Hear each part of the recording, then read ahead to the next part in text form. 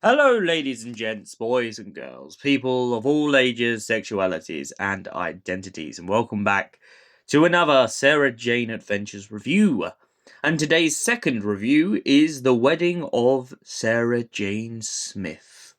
Yes, that's right, Sarah Jane is getting married. But the kids don't know. She's been hiding it from them for weeks, and so they begin to investigate and find out exactly what's going on. But they have two problems. One, a mysterious package seems to have turned up on Sarah Jane Smith's doorstep. And two, she seems to be sneaking off in the middle of the day to go and meet some man at a restaurant. That doesn't seem like Sarah at all. So they decide to divide and conquer. One group decides to stay home with K9 to analyze the mysterious package, and the other group decide to go off and investigate exactly who Sarah's meeting at the restaurant. After them sneaking around, Sarah admits to them that she's getting married to a man named Peter Dalton. He works in a newsagent's, and Sarah is absolutely heart-stricken for him. However, things are about to get very interesting for Peter and Sarah, especially on their wedding day.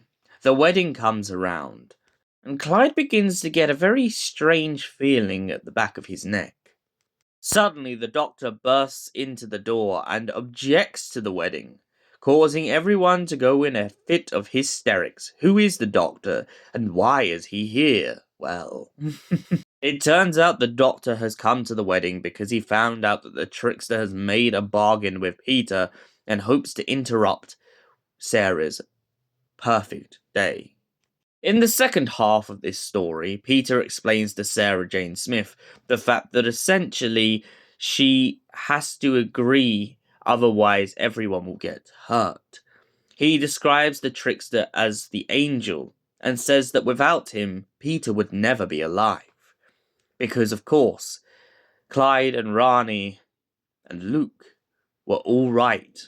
Peter died in that house. He doesn't have any furniture. The windows are boarded up with newspaper, and there's a stack of unpaid bills. Sarah begins to become even more heartbroken because she knows exactly what the trickster is trying to do. He's trying to make her choose between Peter and her friends. She knows that if she chooses Peter, then she loses everybody else.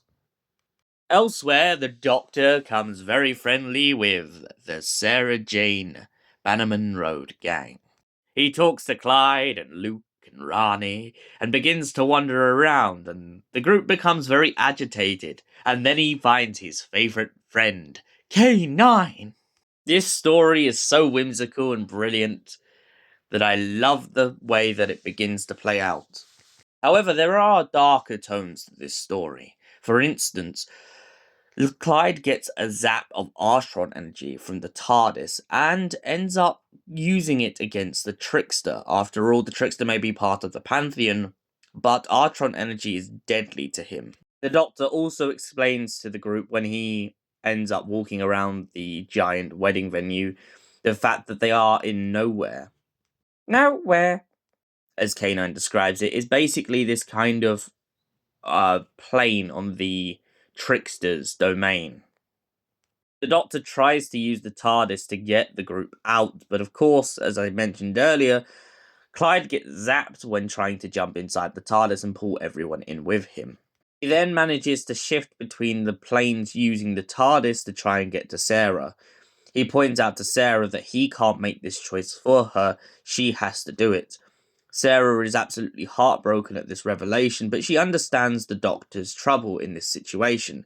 After all, it is her wedding day, and that's what the Trickster is using the most. Sarah refuses to get married to Peter, and then Peter takes off his wedding ring in tone and refuses to agree to the Trickster's agreement, therefore saving Sarah Jane Smith and her friends from being trapped in nowhere forever. He points out that Sarah Jane Smith hasn't made him weak, but she has made him stronger, and made him see that it's time that he moves on and goes into the light. Sarah then resorts back to the beginning of the wedding, in which she is now standing by herself with no Peter to be seen. Everyone at the wedding is baffled, and Sarah finds herself in a situation in which she breaks down and walks out. Peter and the rest of the guests are absolutely heartbroken for her, as they believe that Peter has done a runner. They don't actually know what's happened, and they're not quite sure where they went to. Other thing that Sarah's friends point out is the fact that the doctor is nowhere to be seen. Clyde begins to suspect maybe the doctor left because he couldn't stabilize the Tardis, and he's still trying. At the end of the episode, we find David Tennant's doctor returns one last time in this episode, just to give Sarah a proper goodbye. He doesn't want to leave her in the ashes of what's happened, but he does give her friends a treat. He allows Clyde, Rani, and Luke to walk around the TARDIS set, getting to take in the massive, bigger on the inside police box. Before he goes, though, he tells Sarah never to forget him, and then she says she'll never be able to do that. So, the wedding of Sarah Jane Smith. What did I think of it? Absolutely love this. I love when there's a Doctor Who crossover into a bit of Doctor Who media. And I feel like this is definitely one of the best attempts. The way that David Tennant just absolutely swans onto the step and just absolutely kills it with his great performance. I also like the fact that it's nice for once, rather than him walking around with Sarah, I feel like it's a really nice kind of change of pace to have him with Clyde, Luke, and Rani. It's like a kind of fresh opening to a story, and I feel like if they do more crossovers in the future and more Doctor Who projects, I feel like the best thing to do is really to go on this dynamic of going to people the Doctor knows of, but doesn't necessarily know personally.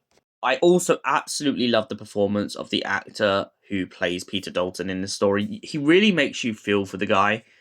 I mean, the fact that we get to watch that whole flashback of what happened to Peter really makes you start to grieve throughout the rest of the episode about this whole idea of, look, this guy was not a bad person. He's just been tricked into keeping his life, and so he's going to do anything in his power to keep it up until that point. I also love the fact that the Trickster really mocks the traditional marriage kind of thing, and it has dropped kind of the black robes for a massive white gown. I feel like that being so insulting is perfect in this story. I also like that the Trickster has that kind of massive realm of nothingness. It reminds me of whatever happened to Sarah Jane Smith and the way that they used it in that. Just that kind of tension and that kind of unknowing of where you are. For that reason, I give this story a solid 10 out of 10. Thank you for watching, and we'll see you in the next Sarah Jane adventures. Until then, goodbye, stay beautiful, and we'll see you in the next Sarah Jane review.